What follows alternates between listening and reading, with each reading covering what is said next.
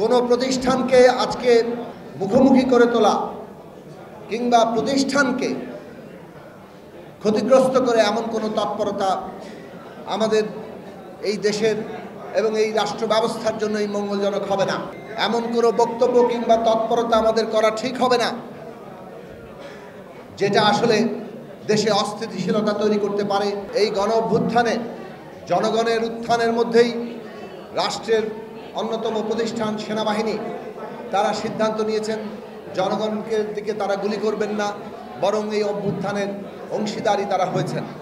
কাজেই আজকে বাংলাদেশ যে জায়গায় দাঁড়িয়েছে, আমাদের কাজ হবে সম্মিলিতভাবে ঐক্যবদ্ধভাবে এই গণতান্ত্রিক নির্মাণকে এগিয়ে নিয়ে যাওয়া। সেখানে মতপার্থক্য আছে।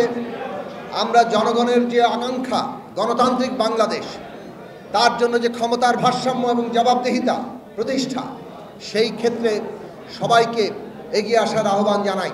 কোনো প্রতিষ্ঠানকে আজকে মুখোমুখি করে তোলা কিংবা প্রতিষ্ঠানকে ক্ষতিগ্রস্ত করে এমন কোনো তৎপরতা আমাদের এই দেশের এবং এই রাষ্ট্র ব্যবস্থার জন্য এই মঙ্গলজনক হবে না। আমরা জানি বিগত ফ্যাসিস্ট সরকার প্রতিষ্ঠানগুলোকে দলীয়করণ করেছে এবং প্রতিষ্ঠানগুলোকে জনগণের বিরুদ্ধে ব্যবহার করেছে।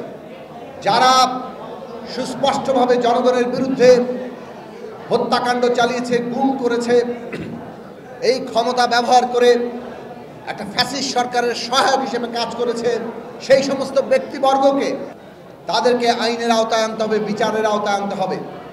কিন্তু একটা প্রতিষ্ঠানগুলোকে নতুন করে পুনর্গঠন করে তাকে তার মর্যাদার আসনে প্রতিষ্ঠা করাই আমাদের রাষ্ট্রের লক্ষ্য।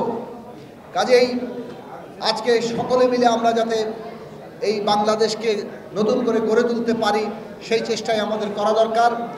এমন কোনো বক্তব্য কিংবা তৎপরতা আমাদের করা ঠিক হবে না যেটা আসলে দেশে অস্থিতিশীলতা তৈরি করতে পারে এবং গণতান্ত্রিক প্রক্রিয়াকে ব্যাহত করতে পারে।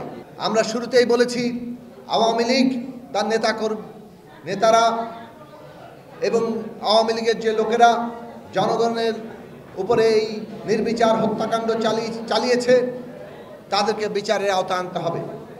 এবং যেভাবে পুরো দলকে তারা এটা ব্যবহার করেছে, দল হিসেবে দায় কতটুকু সেটাও বিচারের আওতায় আনতে হবে।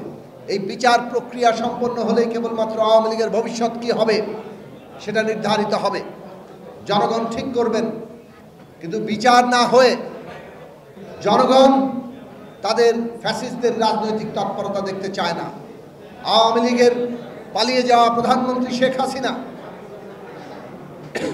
আমরা দেখেছি এখনো পর্যন্ত টেলিফোনে নানা ধরনের উস্কানি তৈরি করে দেশে অস্থিতিশীলতা তৈরি করার চেষ্টা করছেন।